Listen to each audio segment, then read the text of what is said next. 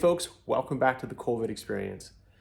This has been a great week. We got to review a 348 Ferrari, something I've wanted to do since I was a boy. I've always seen them around, but first time I got the chance to do that. And made a good friend out of Caden, out at LW Automotive. I'll put a link in this video as well as the other video so you guys can check out their inventory and keep in touch with them.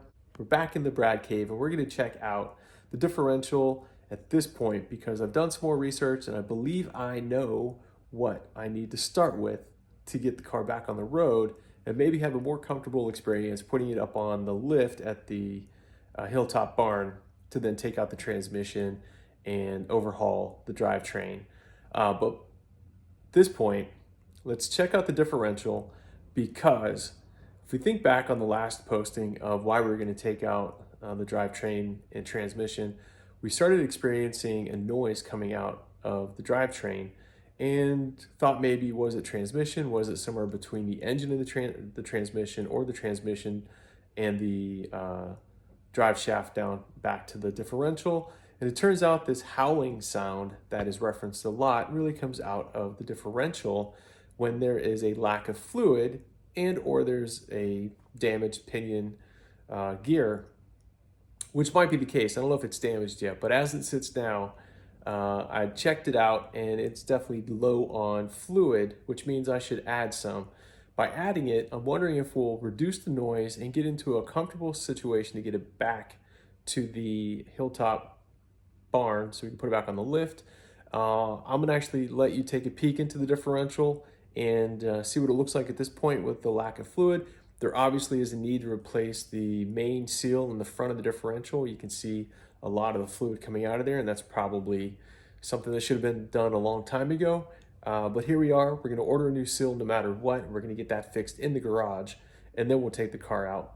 So what we're going to try to do is in this upload, we're going to take a look at the differential. We'll take a peek inside of it and see where the fluid is, and then we'll talk about next steps. All right, so we're coming underneath the car and we're heading toward the differential.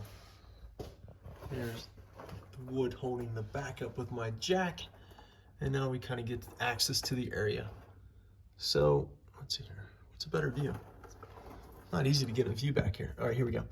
So what we can do is, there's the plug for the differential. We're gonna take that out and we're gonna take a peek inside.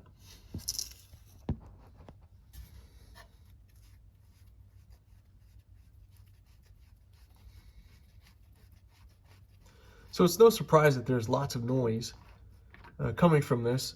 It is older, it is probably worn. I don't know what I don't know about the inside of here, but as we could tell before we take a peek inside of there, we go forward, there's lots of seepage coming out of the differential main seal and onto the connection here. So by the joint connection and under the carrier, we can see that we got a problem here. Let's see, let's take another peek back there by the seal. All right, let's see, where is that coming from?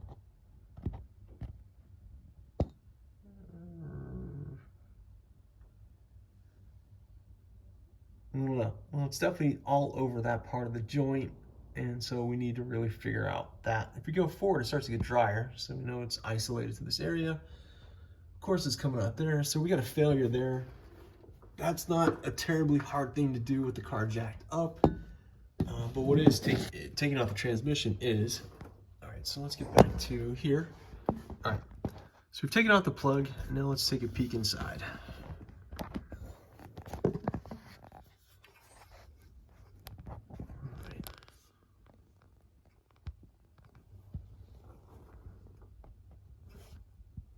So we can get a bit of a view in there, but what we don't see is a fluid level that is where we want it to be. All right, we're gonna get some weird view angles here, but it's gonna be what we need to actually see inside of there. All right, there we go.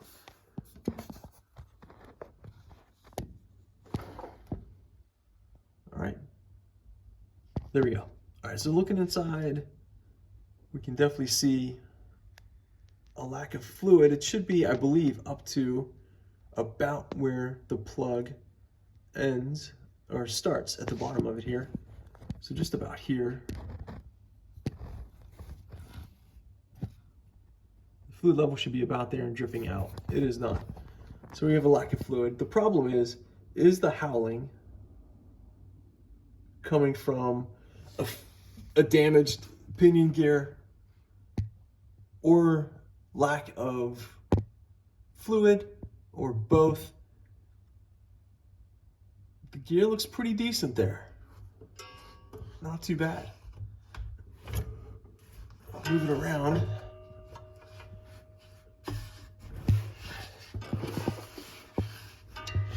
Let's see if we can get this wheel to move.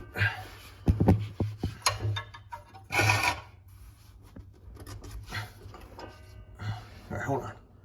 We're gonna take off the brake and then watch the gears move as I move the wheel. All right, so we're back. So there's a famous saying, if you buy the car right, you only cry once. And if you buy the car wrong, you cry a bunch of times. And I don't really care about the crying. I really bought this car to have the experience of fixing it. But it is kind of true. Once you have some good opportunity to fix it and like put a new exhaust on it, for example, and then you start driving it and you get this type of experience, you do kind of want to cry a little bit, but we're not going to do that. We're just going to embrace it and enjoy the experience. All right. I just got to get strong enough here to move this thing and hold the phone at the same time. So we're really asking a lot.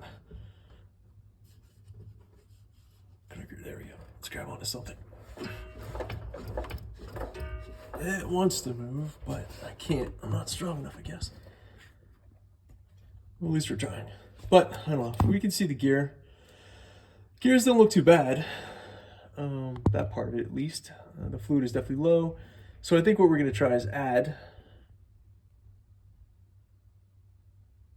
There you go. We're going to add fluid, get it to the appropriate level, and turn on the car.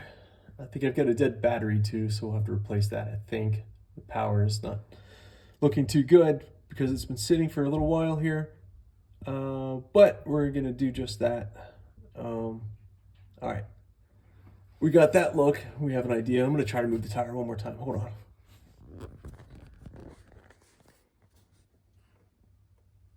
All right, so definitely something to point out. The tire's not moving, or the gears aren't moving all that easily because it's lacking lubrication, as well as it might be damaged. So we've got that to worry about. I'm not too worried about that. Taking the differential down and repairing it in the Brad cave up on Jack's would be ideal. Transmission's harder, of course, but you know, this is something I wanted to do anyway, is crack open the differential and restore it. Good opportunity. I can't move the wheel. I need both hands to do it, or just a little more strength, but the resistance is definitely because